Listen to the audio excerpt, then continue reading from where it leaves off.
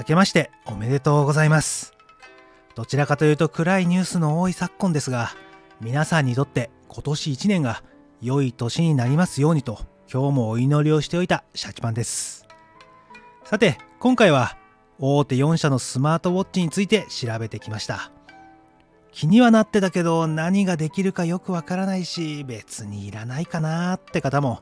信者しか盛り上がってないんじゃないのって思ってた方も、最近のトレンドを押さえてきましたので、ぜひ参考にしていただけると嬉しいです。それではやっていきましょう。具体的な話をする前に、スマートウォッチの特徴について簡単に触れていきます。スマートウォッチの主な用途は、時間を知る以外に大きく分けて3つあります。それは健康管理、運動計測、電子決済です。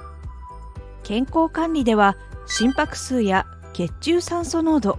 そして睡眠分析機能など日常生活をモニターすることで、日々の体調管理だけではなく、自分の気づかない病気の予防や早期発見に貢献します。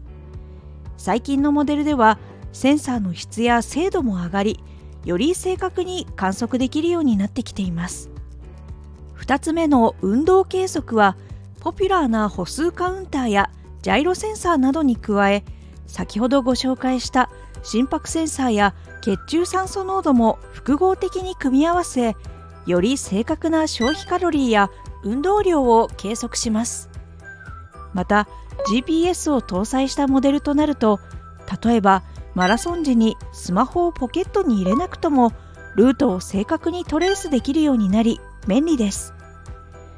3つ目の電子決済は、お財布やスマホを取り出すことなく手首をかざすだけで決済ができる機能です。Suica を登録し、電車やバスでも使えますし、クレジットカードを登録、あるいは電子マネーでコンビニで買い物ができます。これ以外にも電話や LINE の応答、音声 AI である Siri や Alexa に対応したモデルもあります。スマホとの連携が必要となることには注意が必要ですが、事前に今使っている腕時計は何ですかという題材でアンケートを取ったところ、結果はこのようになり、腕時計を使っている人は全体の7割で、その約半分の方がスマートウォッチを使用していました。想像していたよりスマートウォッチを使用している方が多く驚きました。1700を超える投票、皆さんいつもありがとうございます。シャチパンの会社でもエンジニアさんだけでなく、年長の営業さんも最近ではつけている光景を見かけますね。ちなみにシャチパンは昔、社会人初ボーナスで買ったブランド時計をしていましたが、ふと立ち寄った電気屋のマッサージチェアに座った時に外してから行方不明になっています。誰か知らないけど怒らないから返してください。以上がスマートウォッチの特徴です。魅力を感じるかどうかは人により、必ずしも必要なものとは言えませんが、あるといろいろと便利です。いるかいらないかで言ったら、この動画のシャチパンのどうでもいい話の方がいらないでしょう。綺麗な声で何？それでは早速大手4社、アップル、ガーミン、シャオミ、グーグルの比較をしていきましょう。なお、事前に現時点でスマートウォッチを購入するとしたら、どこのメーカーのものを買いますかという題材でアンケートを取ったところ、結果はこのようになり、アップルの Apple Watch が圧倒的な人気で過半数を占め、Google、ガーミンと続き、シャオミ、ファーウェイでした。ある程度予想はしていましたが、Apple はさすがに知名度ともに抜群で、毎年出される新モデルでもその注目度は圧倒的で、他の追随を許さないですね。僅差でしたが、今回はアンケート上位4メーカーについて取り上げることにします。さて、話を戻して上位機種を基準に各社のスマートウォッチの特徴を解説していきます。まずはシリーズ数です。用途に合わせて多くのシリーズが出ていますので、各社のモデルも簡単に触れながらご紹介していきます。アップルは上位機種からウルトラ、シリーズ8、SE の3モデル展開です。この中でもウルトラは今年から追加されたラインナップで、雪山やダイビングなど過酷な環境を想定したモデルです。ケースはチタン製、ガラスはサファイアクリスタルを採用。まさしくウルトラタフなモデルで、機能も充実していますが、一般人はここまで冒険するかというと少し疑問はあります。ウルトラのディスプレイサイズは1種ですが、シリーズ8、SE は2種から選択することができます。ディスプレイの大きさは視認性に直結しますので、重さやデザインが問題なければ大きいものを選択するのが良いでしょう。iPhone のみの対応です。ガーミンはアメリカで創業された GPS 専門メーカーです。ガーミンは全体的に運動面への専門性が高く、ランニングやサイクリングなど運動分析に定評があります。展開モデルは非常に多く、ここでは紹介しきれませんので、代表的なモデルのみご紹介します。タクティクス7、フェニックス7、エピックスはビジネスアスリートモデルです。本体重量はありますが、デザインも高級感があり、上位2モデルは傷のつきづらいサファイアガラス採用で、ベゼルはチタン製、ソーラー充電対応です。最近タッチパネルが採用されました。ベニュー2プラス、ビボアクティブ4、ビボスマート5はライフスタイルモデルです。ライフスタイルモデルでも数多くの運動のログ機能はしっかりついています。インスティンクトはアウトドア系のタフネスモデルです。バッテリー持ちも良いですが、モノクロディスプレイなので好みが分かれるところです。シャオミはスマートフォンメーカーとして創業した中国のメーカーです。創業当初はアップルを意識したマーケティング手法を取り、中国のアップルと一時称されました。シャオミのラインナップは4モデルです。全体的に低価格ながらも各種センサーの精度は高く、コスパに定評があります。上位モデルの S2 は傷に強いサファイアガラス採用で、ディスプレイサイズは2種から選択できます。なお、この2モデルは2022年12月、中国でモデルチェンジされたばかりなので、日本での発売日はまだ決まっていません。Google は2021年に買収し子会社化したフィットビット製のものと合わせて3モデル展開です。フィットビットとはアメリカの家庭用電化製品およびフィットネスの企業です。もともとフィットネス製品に強みがあり、健康管理には定評があります。Google が買収し、初のスマートウォッチを販売したことで、ついに Apple Watch の強力なライバル製品が出るのではと大注目されました。自社モデルである Pixel Watch を最上位モデルに据え置き、残りは Fitbit 製品です。なお、Fitbit 製品は iPhone、Android の両方に対応していますが、Pixel Watch は Android のみの対応で、iPhone には非対応です。続いて機能です。この部分、少し前までは各社差がありましたが、最近では縮まりつつあります。モデルによって搭載機能が変わりますので、ご自身が気になった機能があれば、搭載されたモデルを選ぶようにしましょう。なお、Google につきましては、Fitbit 製品にだけ搭載されているものはカッコでくくっています。現状、そういう意味では、Pixel Watch が上位互換とは言えないところもあります。心拍数は文字通り、手首の心拍をカウントします。現在のスマートウォッチでは、もはや当たり前と言っていいほど搭載されています。精度も今回ご紹介するような大手メーカーであれば、そう大きな差はないでしょう。心拍数からわかる情報は意外と多く、日々の体調を判断する目安になることはもちろん、病気の予防や早期発見、それから消費カロリー、運動強度による脂肪燃焼効果など様々です。睡眠分析は疲労回復に必要な睡眠の質を測定するものです。眠っている間の心拍数や体の動きからレム睡眠、コア睡眠、深い睡眠をモニターし、それぞれの睡眠ステージにいた時間の長さを確認できます。中には睡眠の質をスコア化するモデルもあります。血中酸素濃度はコロナや肺炎の診断目安として広く知られるようになった指標です。呼吸器系の疾患にかかっていると 95% 以下の値となることが多いですが、医療機器の認可を取得したものではないので、数値自体は参考値です。こちらも体調管理やフィットネス用途です。運動中に低酸素状態になっていないか、体への負担を確認することができます。今回ご紹介するメーカーでは Google は非搭載、Fitbit も睡眠時のみの測定です。他のメーカーはモデルにもよりますが、常時測定が可能です。皮膚温度はあくまで皮膚の表面温度であり、体感温度である体温は測定できないのですが、主に女性の月経の予測や健康管理に活用します。ガーミンは非搭載です。ここまでは各社大体対応しており、これらのデータを複合的に組み合わせ、より正確な消費カロリーの値を算出したり、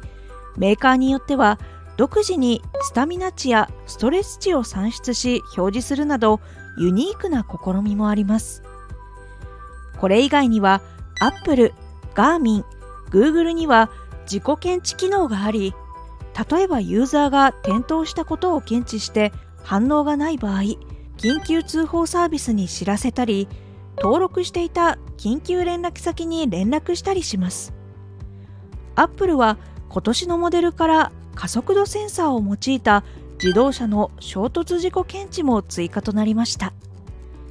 その他にはガーミンの一部の上位モデルにはソーラー充電機能が、Apple には他社にはない心電図を取る機能があります。心電図は海外では2018年モデルから採用されていましたが、日本では医療機器認証の関係で今年のモデルからの採用となりました。実際には Google の Pixel Watch も心電図機能はあるのですが、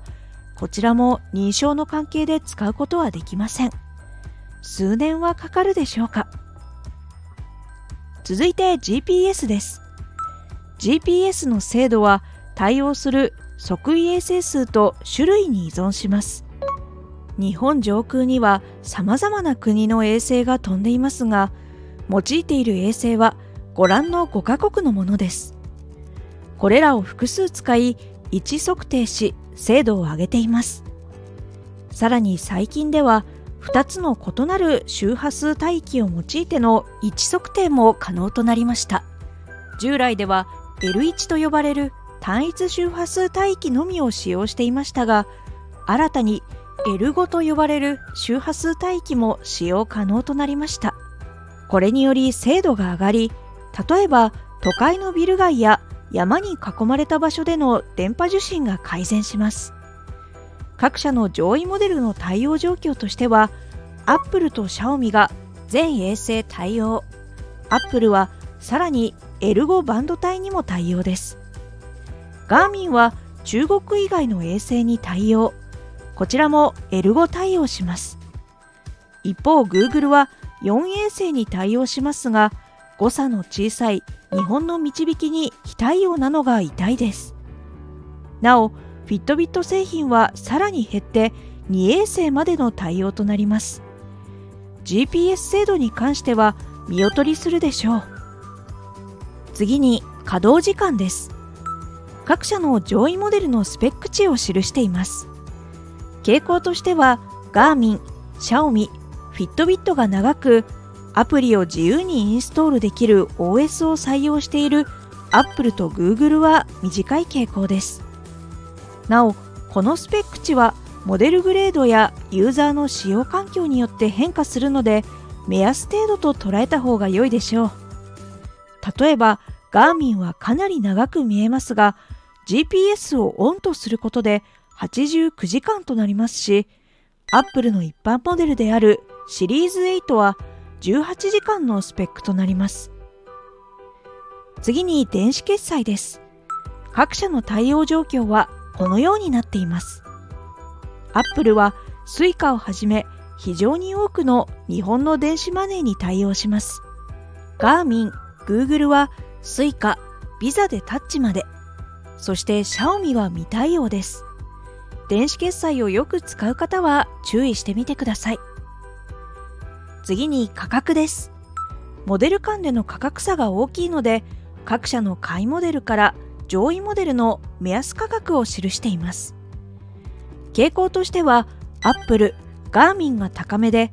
Google が中間、そしてシャオミが群を抜いて安めです。口コミでもシャオミのコスパを褒める声が多くありました。各モデルの価格詳細については概要欄にも記載してありますので、ご購入を検討中の方は後で参考にしてみてください。続いて口コミです。Apple は操作性を褒める声がありました。タッチパネルやデジタルクラウンなど反応が良く、拡張性もあることから操作しやすいようです。それから全体的にバランスが良いと好評でした。また OS 更新により日本語入力が可能となり、 LINE などの返信がしやすくなったという声がありました。一方、悪かった意見としては、何といってもバッテリー持ちが悪いという意見が多くありました。18時間ということはないですが、毎日充電しないと2日は持たないようです。それから価格が高い、前モデルからの進化が乏しくて残念という声がありました。続いてガーミンです。バッテリーの持ちを褒める声が多かったです。それから同社はアスリート向けのモデルも多く出していることもあり、運動分析アプリが充実しているという意見がありました。例えば心拍データから最大酸素摂取量を計測し、現在のフィットネスレベルを把握できたり、身体のエネルギー残量を可視化し、休息のタイミングをお知らせできたりします。悪かった意見として操作性が悪いという意見が他社より多く感じました。取説が分かりづらいという声も相まってか、直感的な操作がしづらいようです。それから価格が高いという声が上がっていました。どうでもいい話ですが、先日ダイエットのために5キロぐらいランニングしたら、足と腰を痛めて会社を休みました。今なら子供の運動会で張り切りすぎて怪我するお父さんの気持ちがよくわかりますね。次にシャオミです。なんといってもコスパを褒める声が多数でした。安いだけで使えないモデルは世の中多くありますが、本モデルは基本性能もしっかりしていて、なおかつエントリーモデルは数千円なので、これなら試してみても良いかなと思える価格帯です。悪かった意見としては、多機能となったせいかタッチパネルの反応が悪いという声が一部にありました。感じ方には個人差がありますが、ワンテンポ遅れることがあるようです。それからSuica対応を望む声がありました。続いて Google です。ピクセルウォッチのデザインが良いと好評でした。また Apple にも言えることですが、ピクセルウォッチはアプリを自由にインストールできる Wear OS を採用しており、その拡張性を褒める声がありました。例えば本モデルであれば Google マップをディスプレイ上に表示させながらルート案内ができます。それからFitbitからの健康管理アプリが使いやすくて良いと好評でした。悪かった意見としては、この好評なアプリ、最初の半年はプレミアムプラン無料で様々な分析ツールが使えるのですが、半年過ぎると月額640円が必要となります。更新しないとベーシックな基本ツールしか使えないので残念。それからピクセルウォッチのバッテリー持ちが悪いという意見も多く上がっていました。また価格はアップルなどと比較すると控えめではあるものの、各種機能やバッテリーもそうですが、Suica の登録もしづらかったり、クレジットカード登録も現状対応範囲が狭かったりと、中途半端さを指摘する声が上がっていました。最後に満足度です。これは現モデルから一つ前のモデルを対象とした5点満点の満足度平均点数です。比較してみると、アップルが最も満足度が高く、次いでガーミン、シャオミ、そしてグーグルでした。アップルはバッテリー持ちの不満が多いながらも、毎日充電することに慣れれば使いやすいと好評でした。一方、グーグルはApple Watch のライバルとして大きく期待されていましたが、スペック的に劣ったこともあり、大きく点数を落としてしまいました。今後に期待したいところです。さて、まだご紹介できていない項目は多々あるのですが、各社の特徴をざっと比較してみました。価格とも相談ですが、コスパが劇的に良く、基本性能もしっかりしているモデルをお探しであれば、シャオミ。入門機としてもおすすめできます。運動をよくやられる方で、本格的な分析アプリに興味がある方はガーミン。Android スマホを利用していて、その連携に期待したい方は Google。